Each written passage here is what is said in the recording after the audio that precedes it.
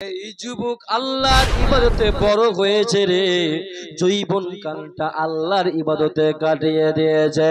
জৈবন কালটা আল্লাহ এবং আল্লাহ রাসূলের কাজে অতিবাহিত করে ফেলেছে। জৈবন কালটা আল্লাহ রাস্তায় খরচ করে ফেলেছে। বিশ্বনবী বলছে, উম্মত রে, যেই যুবক আল্লাহর ইবাদতে বড় হয়েছে ওই যুবককে আল্লাহ সুবহানাহু ওয়া তাআলা আরশের স্থান দান করবে, তাদের কোনো চিন্তা রবে না, রবে না।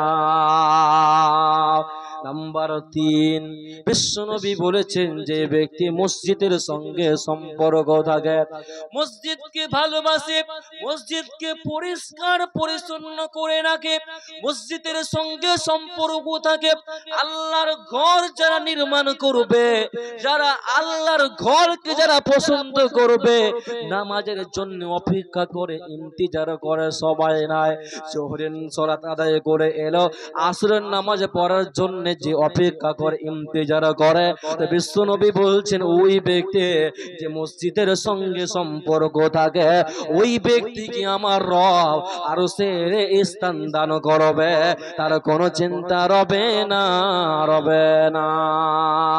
নাম্বার 4, বিশ্বনবী বলছেন এমন ব্যক্তি যে আল্লাহর জন্য বন্ধুত্ব করে এবং আল্লাহর জন্য বন্ধুত্ব ছিন্ন ভিন্ন করে দেয়, আল্লাহর জন্য বন্ধুত্ব করে, আল্লাহর জন্য বন্ধুত্ব ছিন্ন ভিন্ন করে দেয়। নবীজি বলছে যারা আল্লাহর জন্য বন্ধুত্ব টিকে রাখে, যারা আল্লাহর জন্য বন্ধুত্বকে ছিন্ন ভিন্ন করে দেয়, নবীজি বলছে উম্মত রে, ওই ব্যক্তিকে আমার রব আরশের স্থান দান করবে, তাদের কোনো চিন্তা রবে না, রবে না। শর্টে আমি বলছি, সংক্ষিপ্ত আকারে বলছি বন্ধু, তাফসীর করতে যাচ্ছে না।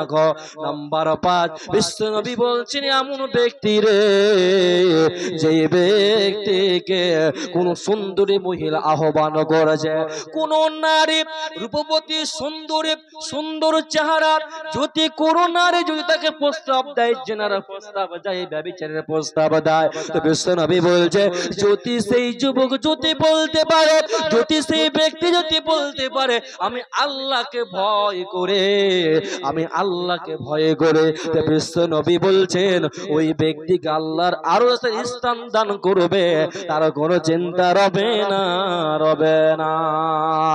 নাম্বার 7, বিশ্বনবী বলছে শোনো, এমন ব্যক্তি যে নির্জনে দান করলো, ডানাত কি দান করলো বামাত বুঝতে পারলো না, বামাত কি দান করলো ডানাত বুঝতে পারলো না, যে গোপনে গোপনে দান করলো, তো বিশ্বনবী বলছেন 7 প্রকার লোকে আল্লাহর আরশের স্থান দান করবে, তাদের কোনো চিন্তা রবে না, রবে না।